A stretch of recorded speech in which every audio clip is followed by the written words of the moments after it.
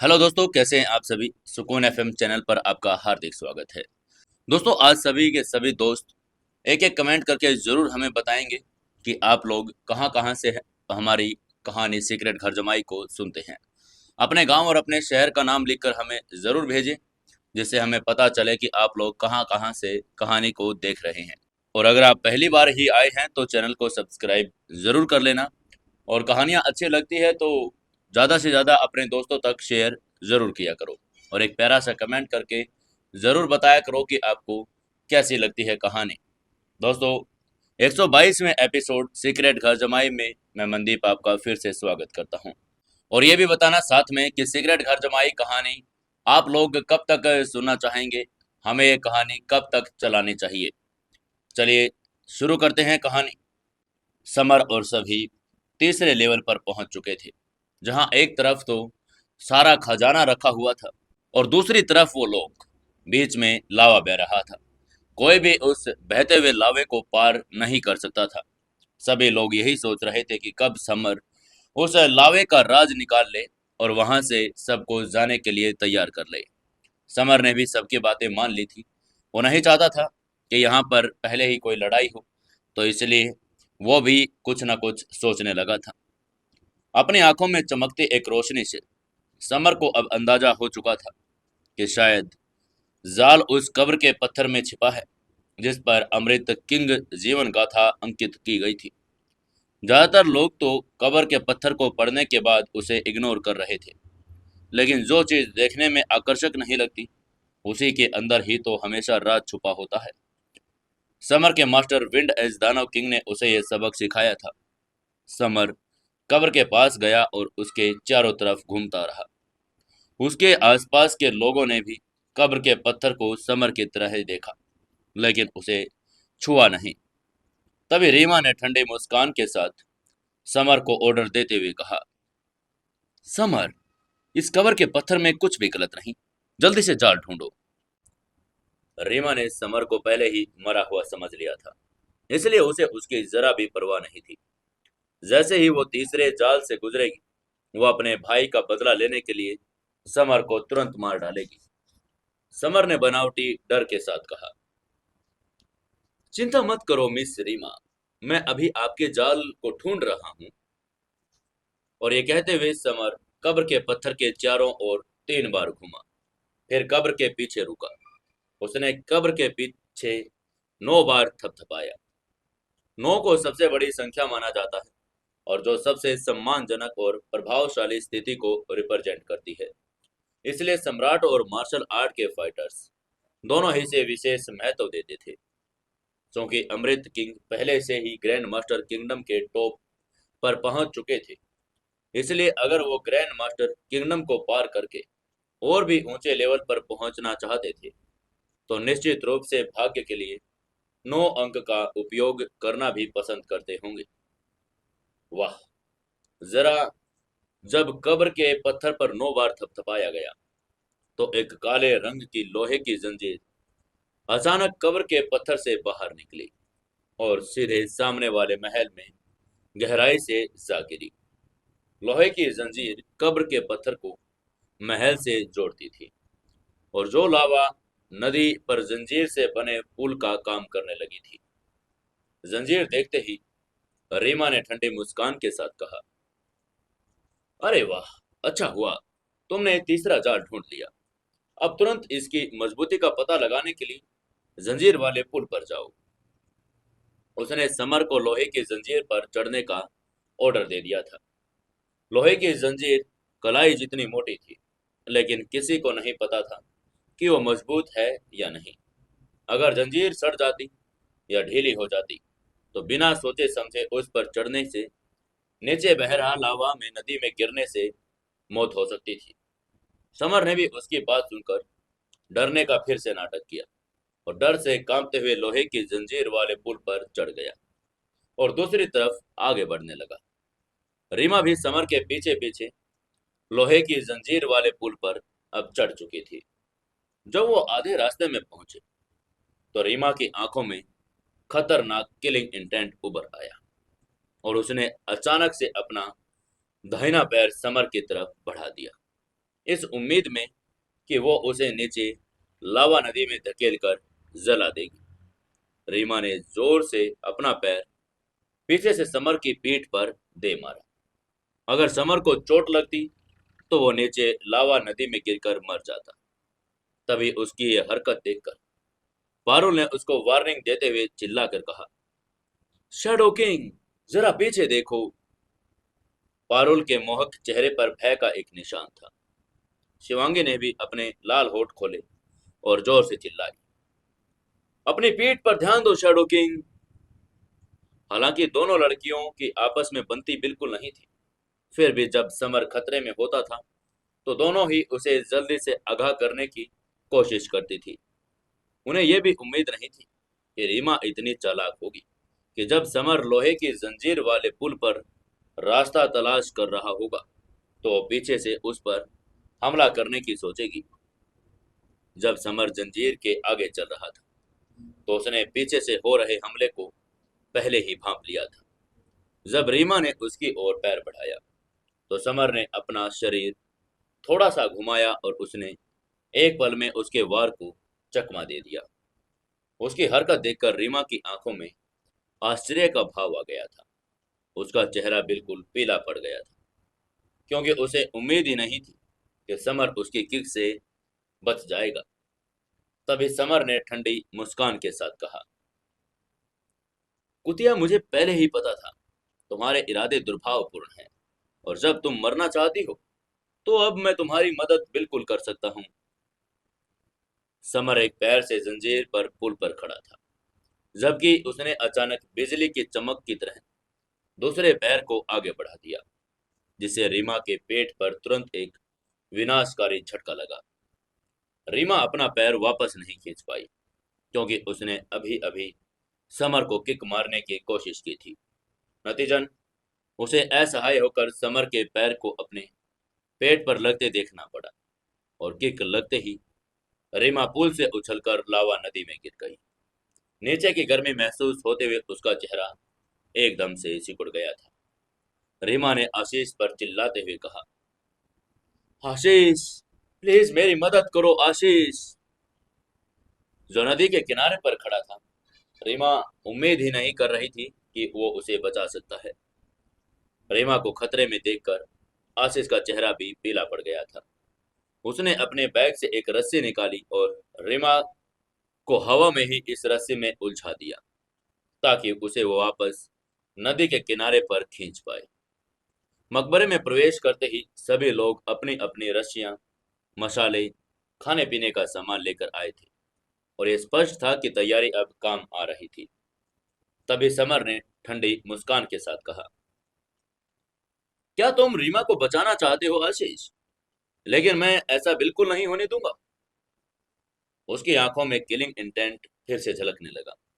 उसके लिए रीमा को छोड़ना असंभव था, जो अभी उसे मारने का इरादा कर रही थी। समर ने अपनी रेड फायर तलवार निकाल ली और उसमें अपनी लाइफ एनर्जी डाली और उसे बाहर की तरफ घुमाकर आशीष की रस्सी को चीर दिया। लाल प्रकाश के स्पर्श से रेड फायर तलवार ने सीधे रस्सी को काट डाला था। रीमा ने रस्सी को कटते देखकर पीले पड़ चुके चेहरे के साथ चिल्लाते हुए कहा, नहीं, नहीं, तुम ऐसा नहीं कर सकते। जब रीमा ने रस्सी तक पहुंचने की कोशिश की तो समर की तलवार ने उसे फिर से काट डाला, जिससे उसके शरीर से खून बहने लगा। रस्सी टूट जाने से घायल होने के कारण रीमा खुद को नीचे लावा नदी में गिरने से बचा नहीं पाई। रीमा एक दैनिक चीख के साथ लावा नदी में गिर पड़ी। उसका शरीर 1000 डिग्री से ज्यादा तापमान वाले लावा में समा गया और अंततः नदी में तैरती हुई सफेद हड्डियों में बदल गया था। वो जिंदा खूबसूरत औरत पल भर में कंकाल में बदल गई थी। नदी किनारे मौजूद सभी लोग जब कंकाल को देख रहे थे तो उनके चेहरे पर डर के मारे पीलापन आ गया था। लावा नदी का तापमान इतना ज्यादा था कि लोग शरीर के लावे के संपर्क में आते ही तुरंत पिघल जाते। उसे मरता हुआ देखकर आशीष ने गुस्से में चिल्लाते हुए कहा, समर, तुमने मेरी रस्सी काटने और रीमा को मारने की हिम्मत कैसे की? मैं तुम्हें छोड़ूंगा नहीं। और उसकी आंखों में एक खतरनाक किलिंग इंटेंट आ गया था। उसकी धमकी सुनकर समर ने ठंडे मुस्कान और घमंड से कहा, चूंकि रीमा और तुम मुझे मारना चाहते थे, इसलिए तुम्हें अपनी जान गंवाने के लिए तैयार रहना चाहिए। अगर पकड़ सको तो मुझे पकड़ दो। दरअसल जिस लोहे की जंजीर पर समर खड़ा था, वो 2 से ज्यादा लोगों का वजन नहीं झेल सकती थी। आमने सामने की लड़ाई में समर किसी से नहीं डरता था। उसने अभी डरने का नाटक इसीलिए किया था ताकि वो रीमा को फंसा सके और उसे मार सके। असल में वो कत्ले आम मचाना चाहता था। अभी जिस कायरता का वो दिखावा कर रहा था, उसी के विपरीत समर ने स्पष्ट और अभिमानी तरीके से व्यवहार करना शुरू कर दिया, क्योंकि उसे अमृत किंग की ब्लैक क्रो वाइन्स और एल्केमिस्ट कौशल प्राप्त करना था, जो लोहे की जंजीर के दूसरी तरफ महल में थे। आशीष ने ठंडे मुस्कान के साथ कहा, तुम आग से खेल रहे हो समर। ये कहते हुए वो हवा में उड़कर लोहे की जंजीर पर चढ़ गया ताकि रीमा का बदला ले सके। आशीष ने मूल रूप से अमृत किंग के खजाने को प्राप्त करने के बाद समर से निपटने का प्लान बनाया था, लेकिन वो अभी और इंतजार नहीं कर सकता था, क्योंकि रीमा की दयनीय मौत ने उसे बहुत गुस्सा दिला दिया था और समर को अब तुरंत मार डालना चाहता था। जंजीर पर जाते ही आशीष ने अपनी वाटर मून स्वॉर्ड निकाल ली, जो एक ग्रैंड मास्टर का हथियार था और उसे कुछ देर पहले ही मिला था। उसका इरादा इस तलवार से समर को मारना था। अपनी कलाई उसने घुमाई और वाटर मून स्वॉर्ड को अपनी छाती तक उठाया। तलवार में एनर्जी लाइफ भर दी। वो अचानक एक ठंडी रोशनी के साथ हवा को चीरता हुआ ठंडी सफेद तलवार की लकीर छोड़ते हुए समर की तरफ दौड़ा। वाटर मून स्वॉर्ड के नाम से यह अनुमान लगाया जा सकता था कि यह जल संबंधी तलवार तकनीकों की सबसे अधिक प्रभावी थी। क्योंकि आशीष द्वारा विकसित की गई लाइफ एनर्जी भी जल संबंधी थी, इसलिए एनर्जी और तलवार का संयुक्त प्रभाव वास्तव में बहुत तेज था। शांत और उदासीन नजर में समर ने अचानक अपनी रेड फायर तलवार निकाल ली और उसे लाल तलवार की रोशनी में बदल दिया, जो वाटर मून स्वॉर्ड से टकरा गई। दोनों ग्रैंड मास्टर टीयर के हथियार बहुत तेज आवाज के साथ टकराए, जिसे हवा में शॉक वेव फैल गई। ये वाकई बम की तरह फटे थे, बिल्कुल बारूद के विस्फोट की तरह। आशीष ने वाटर मून स्वॉर्ड से जल एनर्जी का लाभ उठाया, जबकि समर ने रेड फायर तलवार से ज्वाला पर भरोसा किया। दोनों तलवारें अलग अलग एनर्जी क्लास की थी और वो निश्चित रूप से फटेंगी, क्योंकि जल और अग्नि एक दूसरे के दुश्मन थे। विशाल ऊर्जा चारों ओर फैल गई और जब ऊर्जा लावा नदी में फैल गई तो गर्म लावा लुढ़कने और गर्जना की आवाज के साथ उबलने लगा। ये सब देखकर आशीष ने हैरान होते हुए कहा, तुम तुम तो बस एक हाई हेवन किंगडम के मिड स्टेज पर हो, फिर तुम मेरे हाई हेवन किंगडम के एक्सपर्ट स्टेज की ताकत के हमले का विरोध कैसे कर सकते हो? आशीष की आंखों में एक झंझनाहट के साथ उसका चेहरा पीला पड़ गया। आशीष अपनी ताकत छुपाता रहा था। उच्च स्वर की रैंकिंग सूची में भी उसका स्थान नहीं था और इस बार वो खजानों के लिए ग्रैंड मास्टर मकबरे पर आया था।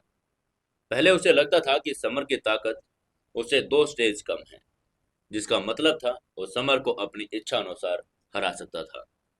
लेकिन अब ऐसा लग रहा था कि मामला बिल्कुल ऐसा कतई नहीं था।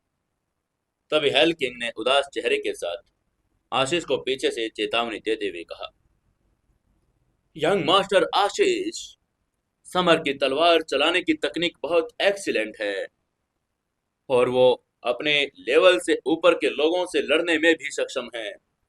प्लीज आप शांत रहिएगा, सावधान भी रहिएगा। हेल किंग के इरादे नेक नहीं थे, क्योंकि वह समर से नफरत करता था और हमेशा से उसे मारना भी चाहता था। लेकिन वो जानता था कि समर इतना ताकतवर है कि वो उसे अकेले नहीं मार सकता। इसलिए उसने दूसरों को समर को मारने के लिए उकसाया। रीमा को भी हेल किंग द्वारा ही उकसाया गया था।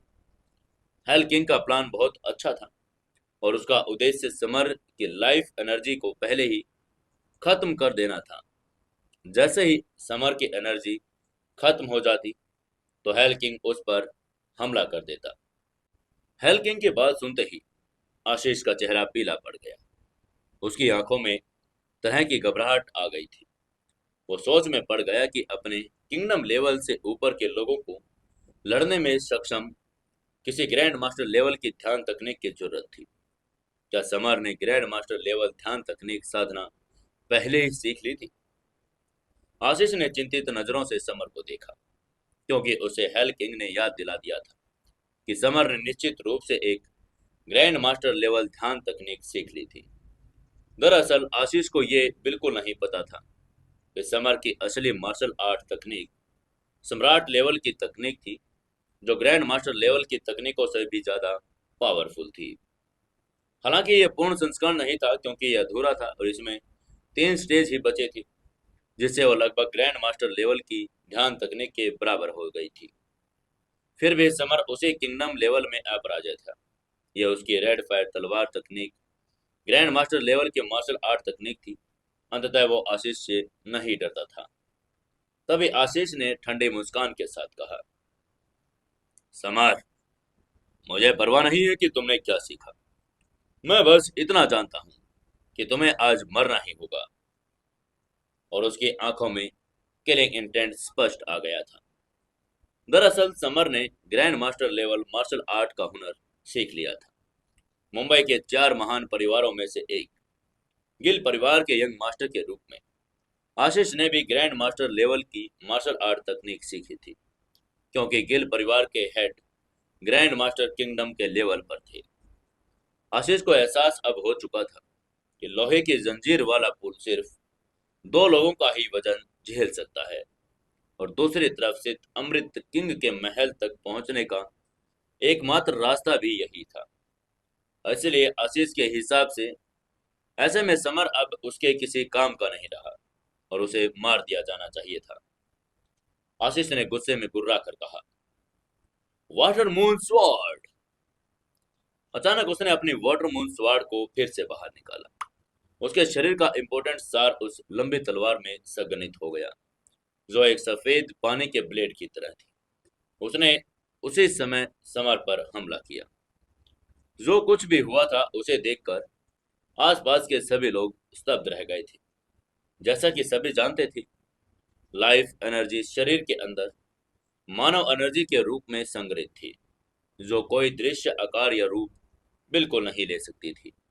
केवल एक अत्यंत प्रतिभाशाली व्यक्ति जिसने ग्रैंड मास्टर टियर की मार्शल आर्ट तकनीक सीखी हो, लाइफ एनर्जी को प्रकट करने में एक इंसान वही सक्षम हो सकता था। ये तथ्य कि आशीष अपने वाटर एलिमेंट सार को पानी के ब्लेड में बदलने और इससे लड़ने के इस्तेमाल करने में सक्षम था, उसने संकेत दिया कि वह एक प्रतिभाशाली व्यक्ति था, और यहाँ तक कि दुर्लभ प्रतिभा वाला एक असाधारण जीनियस भी था। समर अपनी आंखों में ठंडी रोशनी झिलमिलाते हुए भावहीनता से मुस्कुराते हुए बोला, क्या तुम्हें लगता है कि तुम एकमात्र ऐसे व्यक्ति हो जो इम्पोर्टेंट सार को प्रकट कर सकते हो? अब जबकि समर के प्रतियोगी ने मार्शल आर्ट तकनीक का उपयोग किया, तो समर भी ऐसा ही करेगा। वो देखना चाहता था कि कौन सी मार्शल आर्ट तकनीक अधिक पावरफुल थी, तलवार किंग की या फिर गिल परिवार की। रेड फायर विस्फोट। समर ने अचानक अपने दाहिने हाथ में लंबी तलवार निकाली, जिससे रेड फायर ब्लेड की एक चमक निकल गई। उसने जो इम्पोर्टेंट सार विकसित किया था वो आग से जुड़ा हुआ था, जिसके परिणाम स्वरूप एक रेड फायर तलवार बन गया था। लाइफ एनर्जी की जलधार लाइफ एनर्जी की फायर धार से टकराकर एक भयानक कंपकपी भरी तेज आवाज के साथ टकरा गई। एनर्जी की इन दोनों पावर्स से दंगे की गंभीर और नीचे लावा नदी की लहर में तेजी से आने लगी थी। लोहे की जंजीरों वाला पुल चरमराहट की आवाजों के साथ जोर से हिलने भी लगा था।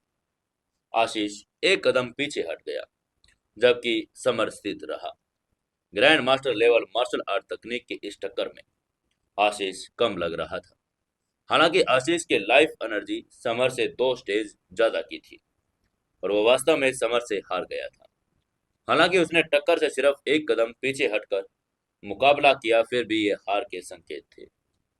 आशीष को आश्चर्य हुआ कि उसने खुद को भाग्यशाली समझा कि समर की ताकत उससे कम थी, क्योंकि अगर समर की ताकत उसके समान होती तो तलवार के वार से उसकी मौत ही हो जाती।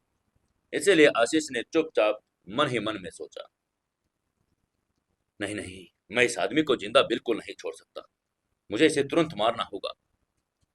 आशीष समर से अब डरने लगा था, क्योंकि वो एक राक्षस था। भले ही उसकी तलवारबाजी गिल परिवार की थी, फिर भी वह समर का मुकाबला बिल्कुल नहीं कर सकता था।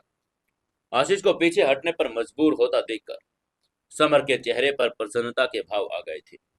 उसने खुश होते हुए मन ही मन कहा, रेड फायर तलवार वास्तव में बहुत अच्छी तकनीक है। अपनी पावर और लाइफ एनर्जी में तेजी के साथ समर द्वारा प्रयोग की जा सकने वाली रेड फायर तलवार तकनीक की पावर और भी ज्यादा तेज हो गई थी। हालांकि मुंबई का गिल परिवार शक्तिशाली था, फिर भी वे तलवार किंग जितेंद्र के सामने कुछ भी नहीं थे। आखिरकार 15 साल पहले जितेंद्र को तलवार का बेस्ट मास्टर माना गया था, और इंडिया का कोई भी तलवार मास्टर उससे मुकाबला नहीं कर सकता था। तभी आशीष गुस्से में चिल्लाया, मार डालो। और ये कहते हुए उसने एक बार फिर से समर पर वाटर मून तलवार का वार किया।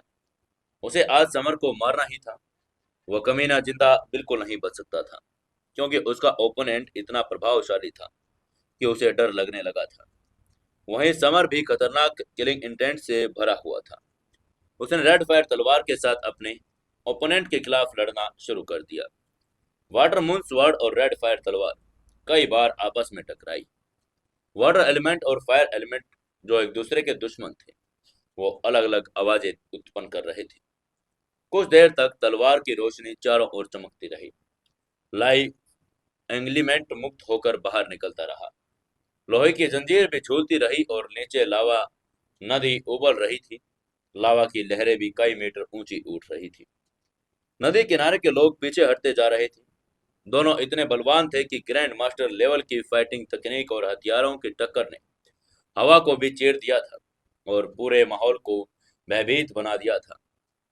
चूंकि समर ने हाई हेवन किंगडम के मिड स्टेज में प्रवेश किया था, इसलिए उसकी ताकत बहुत ज्यादा बढ़ गई थी। इसलिए वो अपने ब्लड लाइन टोटम की पावर का उपयोग किए बिना ही आशीष के साथ समान रूप से अब लड़ सकता था। अगर समर ने अपने ब्लड लाइन टोटम पावर का इस्तेमाल किया होता तो आशीष कब का मर चुका होता। लेकिन समर ने इसका इस्तेमाल नहीं किया, क्योंकि उसके दुष्परिणाम थे। अगर वो आशीष को मारने के बाद कमजोर हो जाता तो इंतजार कर रहे दूसरे लोग, जिसमें हेल किंग और कोल्ड ब्लड शामिल थे, उसे जरूर मार डालते। इसीलिए समर अपने ब्लड लाइट टोटम का उपयोग तब तक नहीं करने वाला था जब तक कि उसके जीवन में कोई खतरा न हो। वाटर मून स्वार्ड और रेड फायर तलवार दोनों ग्रैंड मास्टर टीयर के हथियार थे, जो एक दूसरे से टकराते जा रहे थे और इम्पोर्टेंट सार को फैलाते जा रहे थे। वाटर मून तलवार का एक शानदार बैकग्राउंड था, क्योंकि यह अमृत किंग की पत्नी वाटर मून का हथियार था, जो न केवल एक ग्रैंड मास्टर थी बल्कि जालसाजों की भी मास्टर थी। जाहिर है यहाँ के सभी जाल वाटर मून ने ही बिछाए थे। ये जगह सिर्फ एक ग्रैंड मास्टर की नहीं, बल्कि दो ग्रैंड मास्टरों की समाधि थी। ग्रैंड मास्टर लेवल के हथियार के रूप में वाटर मून स्वॉर्ड भी बहुत पावरफुल था, और सौभाग्य से समर के पास तलवार किंग जतिंदर के रेड फायर तलवार थी, वरना वो खतरे में पड़ जाता। लड़ने में बहुत सारी लाइफ एनर्जी खर्च होती थी। हालांकि समर की ताकत आशीष से कम थी, फिर भी उसकी ट्रू मार्शल एम्परर तकनीक का एक फायदा था कि वो किसी भी समय हवा में लाइफ एनर्जी को अवशोषित करके लाइफ एनर्जी से लगातार बढ़ाई रही थी। नतीजन समर और भी ज्यादा एनर्जेटिक और स्ट्रॉन्ग होता ही जा रहा था, जबकि आशीष का चेहरा पीला पड़ने लगा था। उसके माथे पर अब हल्का पसीना भी आने लगा था। अपने प्राणों के भारी क्षय के कारण वो निश्चित रूप से थका हुआ महसूस भी करने लगा था। जब तक वो तीसरा कदम था, समर ने आशीष के थके होने का फायदा उठा लिया और अपनी तलवार आशीष की बांह पर मार दी, जिससे उसके घाव से खून बहने लगा। वहीं समर की एनर्जी को देखते हुए आशीष ने मन ही मन में कहा, धिक्कार है, समर ने इतना इंपॉर्टेंट सार तत्व कैसे इकट्ठा किया। ऐसा लगता है कि जैसे ये बिल्कुल भी कम नहीं हुआ। समर का सामना करते हुए जो अधिक और एनर्जेटिक होता जा रहा था, आशीष इसलिए गुस्से में था। आशीष को घायल होता देखकर समर ने अपनी आंखों में क्रूरता के भाव के साथ एक बार फिर अपनी तलवार से वार किया। इस बार वो आशीष की गर्दन पर वार कर रहा था, मानो उसका सिर काट देना चाहता हो। तभी लावा नदी के दूसरी तरफ एक छिपा हुआ हथियार निकला, जो समर के शरीर पर हिंसक रूप से जा लगा। समर के चेहरे के भाव बदल गए और उसकी आंखों में गुस्से का भाव दिखाई देने लगा। उसने गुस्से में उस तरफ देखते हुए कहा, अरे, तुमने मुझ पर चुपके से हमला करने की हिम्मत कैसे की? ये हेल किंग था, जिसने छुपे हुए हथियार से हमला किया था, और ये इम्पोर्टेंट क्षण में उसने अप्रत्याशित रूप से समर पर पीछे से हमला किया। हेल किंग के छुपे हुए हथियार को देखकर समर का चेहरा पीला पड़ गया था। उसने पीछे हटकर हवा में छलांग लगाई और लोहे की जंजीर वाले पुल पर वापस उतर आया। यह काले रंग के स्टील की सुई थी, 20 सेंटीमीटर लंबी और काली चमक लिए। सुई की नोक पर जानलेवा जहर भी लगा हुआ था। अगर यह किसी को लग जाती तो उसकी मौत निश्चित थी। स्टील की सुई से बचने के लिए समर को आशीष पर हमला करना बंद करना पड़ा, जिससे आशीष को आराम करने का मौका मिल गया और लोहे की जंजीर वाला पुल केवल 2 लोगों को सहन कर सकता था, इसलिए हेल किंग उस पर नहीं चढ़ सकता था। आशीष की मदद करने के लिए हेल किंग ने सुई से हमला किया। आशीष ने मुस्कुराते हुए कहा, वेरी गुड, बहुत अच्छा काम किया तुमने। और ये कहते हुए उसने हेल किंग पर एक अनुकूल नजर डाली। समर उनका सबका दुश्मन था, इसलिए वो एक ही पक्ष में थे। चाहे वे अमृत किंग के खजाने के लिए एक साथ काम करने थे आए थे, लेकिन समर को मारने के लिए हेल किंग जानता था आशीष के साथ रहना ही होगा, क्योंकि आशीष की मौत के बाद उसका पैक्ट कमजोर हो जाएगा। हालांकि हेल किंग वास्तव में समर को मारना चाहता था, लेकिन उसे चाहे स्वीकार करना पड़ा कि समर कितना पावरफुल था और वो अकेले उसे हराने में असमर्थ था। वहीं ये सब देखकर पारुल के चेहरे पर गुस्से के भाव आ चुके थे।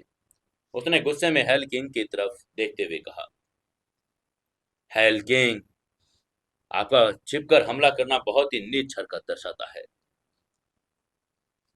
उसने हेल किंग पर नजर ध्यान नहीं दिया, क्योंकि अभी उसका पूरा ध्यान समर और आशीष के बीच हो रही फाइट पर था, और अब वो क्रोधित भी हो चुकी थी। हेल किंग ने व्यंग्यात्मक लहजे में ठंडी मुस्कान के साथ कहा, पारुल, मुंबई की सबसे सुंदर युवती होने के नाते ये शर्म की बात है कि आप इंदौर के एक व्यक्ति के प्रति पक्षपाती हैं। घोस्ट किंग सेक्ट और वशिष्ठ परिवार दोनों ही मुंबई शहर से थे, और ऐसे में उन्हें दुश्मन से कटु नफरत होनी चाहिए। हालांकि पारुल ने समर की रक्षा के लिए हर संभव प्रयास किया, और जिससे हेल किंग ये देखकर नाराज था। पारुल को हेल किंग के व्यंग्य से गुस्सा आ गया। उसने उसे आगे बढ़ते हुए कहा, हेल किंग, तुम गलत हो। अगर तुम्हें लगता है कि मैं घोस्ट किंग सेक्ट के कारण तुमसे डरती हूँ, तो फिर ठीक है, आओ मेरे साथ फाइट करो। ये कहते हुए वो हेल किंग से फाइट करने के लिए बिल्कुल तैयार हो गई। तभी कोल्ड ब्लड आगे निकल कर आया और उसने ठंडे मुस्कान के साथ पारुल की तरफ देखते हुए कहा, मिस पारुल, तुम मुझसे लड़ सकती हो। ये कहने के बाद उसने हेल किंग की तरफ देखते हुए कहा, हेल किंग, तुम समर पर हमला जारी रखो। ये देखते हुए कि समर पर हमला करने के लिए अमृत किंग के खजाने लोहे की जंजीर वाले पुल पर, कोल्ड ब्लड ने सोचा कि समर बेकार है, और इसलिए उसने दूसरों के साथ मिलकर समर को मारने का फैसला कर लिया था। समर के सभी दुश्मनों ने किलिंग इंटेंट जाहिर कर दी। सौभाग्य से लोहे की जंजीर वाला पुल सिर्फ 2 लोगों को ही झेल सकता था। अगर वो एक ही समय पर समर को घेर लेते तो उसके लिए बड़ी मुसीबत खड़ी हो जाती। पारुल का चेहरा कोल्ड ब्लड को आगे आते देखकर पीला पड़ गया, क्योंकि वो जानती थी कि कोल्ड ब्लड बहुत ज्यादा ताकतवर है और हायर हेवन रैंकिंग लिस्ट में फर्स्ट पोजीशन पर भी है। उसने अभी तक अपनी पूरी ताकत नहीं दिखाई थी, और इस बार उसने आखिरकार कुछ करने का फैसला कर लिया था। तभी शिवांगी ने एक ठंडी मुस्कान के साथ आगे आते हुए कहा, कोल्ड ब्लड। अब समय आ गया है कि फियरी एम्परर सेक्ट और क्रिम्सन ब्लड सेक्ट के बीच के इरादों को सुलझाया जाए। ये बात करते हुए कोल्ड ब्लड से लड़ने के लिए आगे आ गई। Cold blood higher heaven ranking list में फर्स्ट पोजीशन पर था। शिवांगी, जो फेयरी एम्प्रेस सेक्ट की यंग मिस्ट्रेस थी, उसके पास भी अपने हाथ थे और परिणाम स्वरूप वो कोल्ड ब्लड से बिल्कुल नहीं डरती थी। इसके अलावा शिवांगी समर को ऐसे मरते हुए नहीं देख सकती थी, क्योंकि वो अभी भी उसे अपने सेक्ट में भर्ती करना चाहती थी। ये देखकर कि शिवांगी समर की मदद करना चाहती है, रविपाल के चेहरे के भाव भी बदल चुके थे। उसने शिवांगी से कहा, जूनियर, ये क्रिम्सन ब्लड सेक्ट और समर के बीच का विवाद है। इसमें हमें शामिल होने की कोई जरूरत नहीं है। शिवांगी ने रविपाल पर एक नजर डाली और वो अपने सीनियर भाई से बहुत निराश थी। इसलिए उसने उसकी तरफ देखते हुए कहा, सीनियर भाई, आपने मुझे बहुत निराश किया। समर ने अभी अभी परम को बचाया है, और क्या फेरी एम्पर सेक्ट हाथ जोड़कर समर को मरते हुए देखेगा? शिवांगी को पहले पता था कि रविपाल घमंडी और उद्दंड है, लेकिन उसे ये उम्मीद नहीं थी कि वो इतना नासमझ हो सकता है। समर फेरी एम्पर सेक्ट का उपकारक था, क्योंकि उसने परम को बचाया था, और अब वो समर पर हमला हो रहा था। तो रविपाल न सिर्फ एक तरफ खड़ा रहा, बल्कि उसने उसे रोकने की कोशिश भी की। शिवांगी की बातें सुनकर रविपाल का चेहरा काला पड़ गया। उसे समर की सुरक्षा की परवाह बिल्कुल नहीं थी, लेकिन उसकी छोटे बहन की बातों ने उसे काफी असहज कर दिया था। शिवांगी और कोल्ड ब्लड एक साथ खड़े थे, किसी भी समय लड़ने के लिए तैयार, और पारुल हल्के से मुस्कुराई और हेल किंग की तरफ चल पड़ी। तभी अचानक रितेश और पल्लवी भी आगे आ गए। उन्होंने ठंडे स्वर में कहा, पारुल, समर को मारना हेल किंग का अपना बिजनेस है। वशिष्ठ परिवार की यंग मिस्ट्रेस के रूप में आप बहुत ज्यादा दखल अंदाजी कर रही हैं। उसकी बात सुनकर पारुल के चेहरे की अभिव्यक्ति बदल गई। उसने गुस्से से कहा, रितेश, पल्लवी, तुम्हारी हिम्मत कैसे हुई मुझे रोकने की? उसकी बात सुनकर रितेश ने क्रूर मुस्कान के साथ कहा, अमृत किंग के खजाने वही है, उस लोहे की जंजीर वाले पुल की दूसरी तरफ। अब हमें समर की कोई जरूरत नहीं, उसे मारने का समय आ गया है। रितेश लंबे समय से समर से नाराज था, लेकिन उसे उसे सहना पड़ा। अब जब उसके पास समर को मारने का मौका था, तो पारुल उसे रोक नहीं सकती थी। पारुल का चेहरा काला पड़ गया, क्योंकि उसे एहसास हुआ अगर रितेश और पल्लवी एक साथ काम करते हैं तो स्थिति कठिन हो जाएगी। ये देखते हुए कि रितेश एक फाइटर था जो हायर हेवन किंगडम के रैंकिंग में फर्स्ट थर्ड पोजीशन में एक पोजीशन पर था, जबकि पल्लवी एक हायर हेवन किंगडम लेवल की फाइटर थी। ये देखकर कि पारुल और शिवांगी दोनों को रोक दिया गया, गुआओ का चेहरा पीला पड़ गया था। वो हेल किंग के पास गया ताकि उसके छुपे हुए हमले को रोक सके। गुआओ जानता था कि हेल किंग का छुपा हुआ हमला समर के लिए मुसीबत बन जाएगा, और वो जंजीर पुल पर आशीष से फाइट कर रहा था। गुआओ आगे बढ़ा तो रूस का किलर कैंप कोच रूथ भी अपने 9 किलर्स के साथ आगे आ गया, और गुआओ के रास्ते में आ चुका था। गुआओ का चेहरा पीला पड़ गया था, और उसकी आंखों में थोड़ा गुस्सा था। उसने गुस्से में डुलुथ की तरफ देखते हुए कहा, डुलुथ, इसका क्या मतलब है? उसे कभी ये ख्याल नहीं आया कि डुलुथ उसे इस नाजुक मौके पर रोकने की कोशिश करेगा। डुलुथ अपनी आंखों में ठंडी रोशनी झिलमिलाते हुए क्रूरता से मुस्कान करते हुए आगे आया, बोला, गुआओ, शैडो किंग को आज मरना होगा। तुम्हारा ओपोनेंट मैं हूं, हेल किंग नहीं। समर ने कई दोस्त बनाए थे, लेकिन उसके दुश्मन उससे ज्यादा थे। यहाँ पर खासकर ज्यादातर लोग दुश्मन थे जो एक साथ सामने आ चुके थे। तभी शिवांगी ने तलवार निकाली और कोल्ड ब्लड के साथ फाइट करना शुरू कर दिया, जबकि पारुल ने रितेश के खिलाफ और गुआओ ने डुलुथ के खिलाफ फाइट की। तभी पल्लवी ने हेल किंग के पास जाकर ठंडे स्वर में कहा, अब और देर मत करो, समर को मार डालो और अमृत किंग के खजाने को प्राप्त करो। हेल किंग ने सिर हिलाया और जंजीर पुल पर समर की तरफ गोली चलाने के लिए छिपे हुए हथियार निकालने लगा। हेल किंग ने अनगिनत स्टील की सुइयां दागी और समर पर लगातार हमला किया। ये स्टील की सुइयां बहुत जहरीली थी, इसलिए समीर को जंजीर पुल पर बार बार चकमा देना पड़ा। समर के लिए जमीन पर चकमा देना आसान था, जबकि उस लोहे की पुल पर वो लोह इतनी मोटी थी कि उस पर खड़ा होना ही मुश्किल था।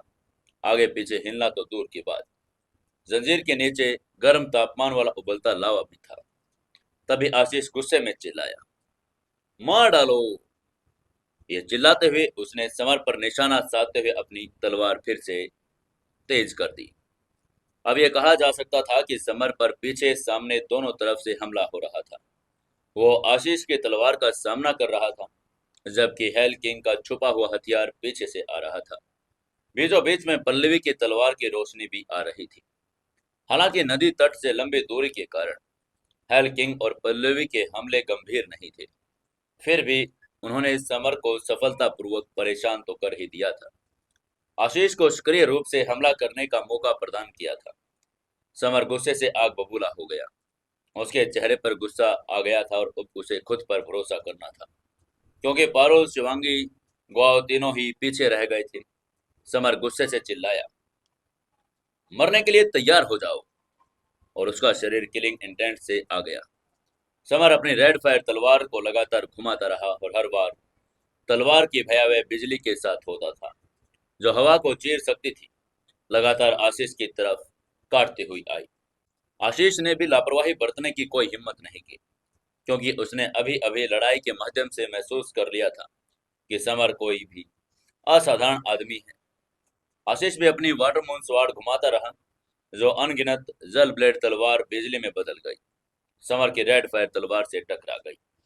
तभी आशीष जोर से चिल्लाया, साफ पानी की दूसरी तलवार। आशीष ने तेजी से साफ पानी की तलवार तकनीक की दूसरी तकनीक अपनाई। सीधे अपने इंपोर्टेंट सार को एक पानी के ब्लेड में बदल दिया, जो एक पानी का ब्लेड नहीं था बल्कि एक चांदी का सफेद झरना था, जो दर्जनों पानी के ब्लेड से बना हुआ था। बेशक ये झरना कोई वास्तविक झरना नहीं था, बल्कि जल तत्व से बनी हुई पानी की धारें थी, जो इतनी तेज और पावरफुल थी कि हवा को काट सकती थी। उसी समय हेल किंग के छिपे हुए हथियार स्टील की सुइयां, पल्लवी की तलवार की रोशनी नदी के किनारे से निकली और उसने समर पर हमला कर दिया। ये हाई हेवन किंगडम लेवल के फाइटर्स मिलकर समर को मौत के घाट उतारने की कोशिश कर रहे थे। तभी समर गुस्से से चिल्लाया, रेड फायर एरो। उसने गुस्से से चिल्लाते हुए अपनी तलवार को उड़ा दिया।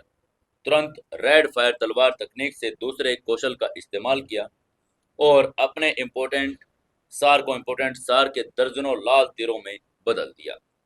उनमें से कुछ इम्पोर्टेंट सार बाणों ने उसे हेल किंग के स्टील की सुइयों के छुपे हुए हमले से बचाया, जबकि कुछ आशीष के जलधार वाले झरने को रोक दिया। जहां तक पल्लवी की हमले की बात है, समर उसे आसानी से चकमा दे सकता था। अकेले ही समर के ने बिना किसी नुकसान के लोहे की जंजीर पर 3 हाई हेवन किंगडम के लेवल के फाइटर्स के खिलाफ फाइट की थी। वो तलवारों से टकराता रहा। लाइफ एनर्जी चारों तरफ बिखर गई, जिनमें से कुछ लोहे की जंजीर से तेज आवाज के साथ टकराई। जंजीर आगे पीछे झूल रही थी, मानो किसी भी समय टूट सकती हो। नीचे स्थित लावा नदी पर लाइफ एनर्जी द्वारा आक्रमण किया गया, जिसके परिणाम स्वरूप वो हवा में ऊपर उठ गई, लाल लावा में बदल गया, जो विशेष रूप से भयावह लग रहा था।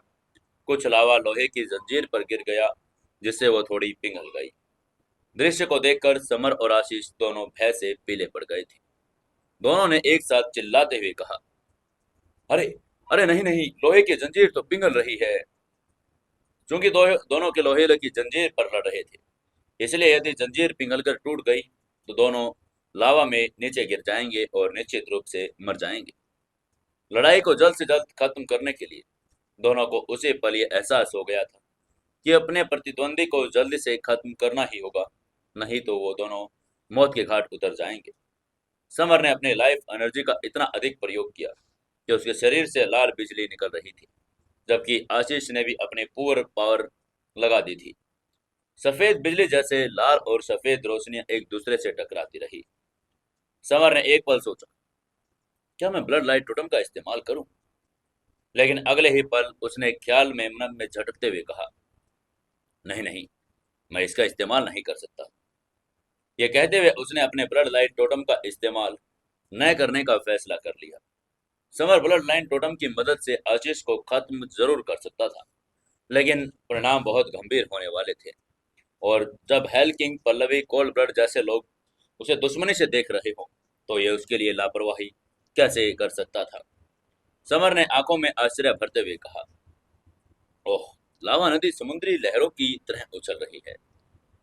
समर ने देखा कि उनकी लड़ाई से उत्पन्न ऊर्जा के प्रभाव से नीचे की लावा नदी लुढ़कने लगी और आग की लहरों में बदल गई।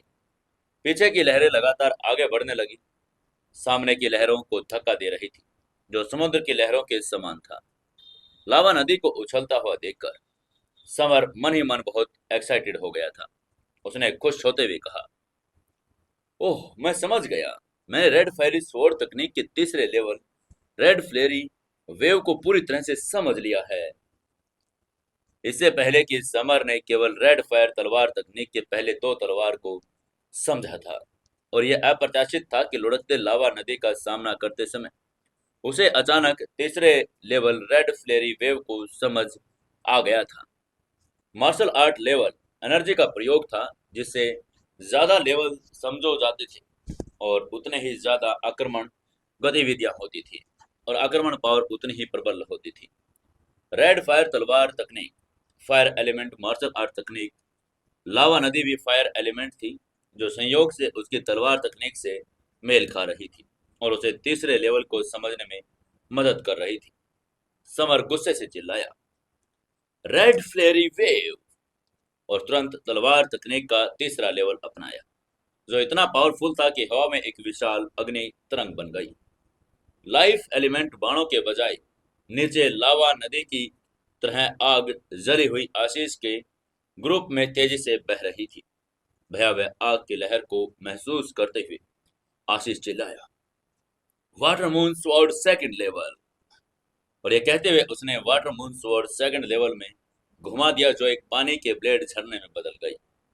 विशाल आग की लहर पानी के ब्लेड झरने में दुर्घटनाग्रस्त हो गई और इसे टुकड़ों में कुचल दिया। फिर सीधे आशीष पर हमला किया और उसे बेबस कर दिया। आशीष बुरी तरह से चिल्लाया, आह, आह, मुझे ये क्या हो रहा है। आग विशेष रूप से दयनीय लग रही थी। उसका तापमान बहुत अधिक था, उसके कपड़े पिघल गए थे और उसका शरीर जलना शुरू हो चुका था, जिसे आशीष ने मुंह से खून उगल दिया। जाहिर है वो बुरी तरह से घायल हो गया था। वह अचानक हवा में उठा और नदी किनारे की तरफ भाग गया। अभी अभी हुई दुर्घटना के माध्यम से आशीष ने पाया कि उसकी मार्शल आर्ट तकनीक समर को हराने में असमर्थ हो गई थी। इसीलिए उसके पास भागने के अलावा अब कोई दूसरा विकल्प नहीं था। तभी समर ने एक ठंडी मुस्कान के साथ कहा, ओह, तो तुम भागना चाहती हो, लेकिन क्या तुम्हें लगता है कि मैं तुम्हें भागने दूंगा। ये कहते हो बिजली की चमक की तरह आगे बढ़ा और तुरंत आशीष के पास पहुंच गया। समर के खतरनाक किलिंग इंटेंट को भांपकर आशीष का चेहरा पीला पड़ गया और उसने घबराहट में कहा, समर, मैं गिल परिवार का यंग मास्टर हूं, तो मुझे ऐसे नहीं मार सकते। जीवन मरण के निर्णायक क्षण में आशीष अब अहंकारी नहीं रहा, बल्कि इतना लाचार हो गया था कि उसने गिल परिवार का जिक्र करके समर को डराने की कोशिश की। दुर्भाग्य से उसे उम्मीद नहीं थी कि अब समर को जरा भी फर्क नहीं पड़ेगा, और गिल परिवार के हेड के यहाँ होने पर भी वो बिल्कुल भी डरने वाला नहीं था। आशीष की तो बात ही छोड़िए। समर ने ठंडी मुस्कान दी। तीसरी तकनीक रेड फायर वेव को फिर से उड़ा दिया, तुरंत आशीष का सिर काट दिया। आशीष को मारने के बाद समर ने अपना हाथ बढ़ाया और उसके शरीर से वाटर मून स्वॉर्ड निकाल ली। समर को वाटर मून स्वॉर्ड प्राप्त करने पर खुशी हुई। तलवार 3 फीट लंबी और 2 इंच चौड़ी, चांदी के सफेद रंग के जैसी थी। तलवार के शरीर पर पानी का एक पैटर्न था, जो भयंकर वेग के साथ बहता रहता था। ये देखते हुए कि आशीष ने जिस मार्शल आर्ट तकनीक की प्रैक्टिस और प्रमोशन किया था, वो गिल परिवार से था, और उसे जो वाटर मून स्वॉर्ड मिली थी, वो एक मिलान तलवार तकनीक की कमी के कारण अपनी असली पावर का पूरा प्रदर्शन नहीं कर सकती थी। समर द्वारा आशीष को मारने की घटना बहुत तार्किक लग रही थी। आशीष का शव जोरदार धमाके के और लावे के छींटे के साथ लावा नदी में गिर गया। लावा ने कुछ ही समय में आशीष की लाश को पिघलाकर हड्डियों का ढेर बना दिया। उसकी हड्डियां रीमा की हड्डियों के साथ मिल गई थी। गिल परिवार का यंग मास्टर आशीष मारा गया था। यह दृश्य देखकर आसपास के सभी लोग डर के मारे कांपने लगे थे। जैसा कि उनको पता था, समर 3 दुश्मनों से घिरा हुआ था और वो इतने कम समय में आशीष को कैसे मार सकता था। मार्शल आर्ट कौशल, ये मार्शल आर्ट कौशल था। इस समय हर कोई उत्सुकता से समर को ही देख रहा था। वो मूर्ख नहीं थे और निश्चित रूप से उन्होंने महसूस कर लिया था कि समर ने जिस मार्शल आर्ट तकनीक का अभ्यास किया और विकास किया वो ग्रैंड मास्टर लेवल की थी। आशीष भी हाई लेवल का था। आशीष को मारने के लिए उसे ज्यादा ताकत चाहिए थी। आसपास के लोग समर को बहुत ही कृपा दृष्टि से देख रहे थे। हाँ, समर के हाथ में बस तलवार थी और यह वाटर मून तलवार से मुकाबला करने के लिए पर्याप्त स्ट्रॉन्ग भी थी।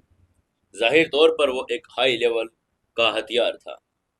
इस समय समर के पास ढेरों सारे खजाने थे, जिसमें न केवल 2 ग्रैंड मास्टर हथियार थे बल्कि पावरफुल टीयर मार्शल आर्ट तकनीक भी थी। नतीजन कुछ लोगों ने समर को मारकर उसके खजाने को हड़पने का इशारा कर दिया था।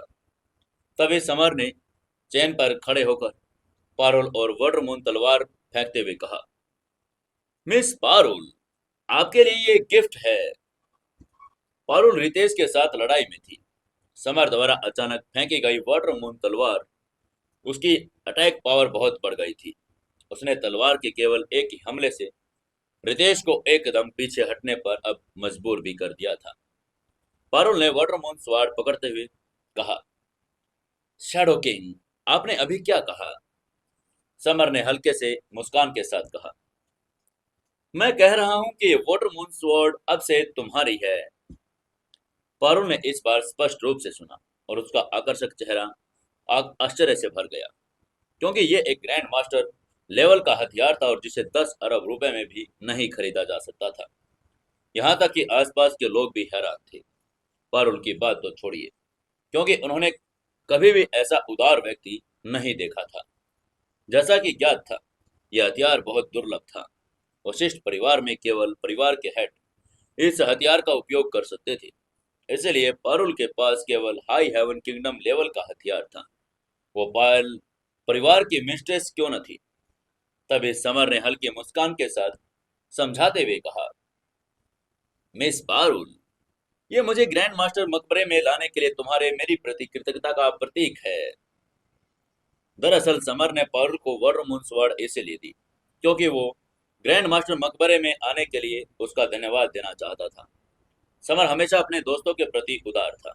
इसके अलावा वाटरमून स्वॉर्ड का बेकार थी और इसलिए उसने अग्नि तलवार तकनीक का अभ्यास किया था। अब चूंकि तलवार पायल के काम आ रही थी, इसलिए उसने पारुल को एक गिफ्ट के रूप में उसे दे दिया था। तब शिवांगी ने समर से एक मोहक नजर के साथ शिकायत करते हुए कहा, शैडो किंग, ये अनुचित है। पारुल को वाटरमून स्वॉर्ड प्राप्त हुई क्योंकि समर को एक हथियार दिया था, जबकि शिवांगी ने खुद भी उसकी मदद की थी। उसे तो कुछ नहीं मिला।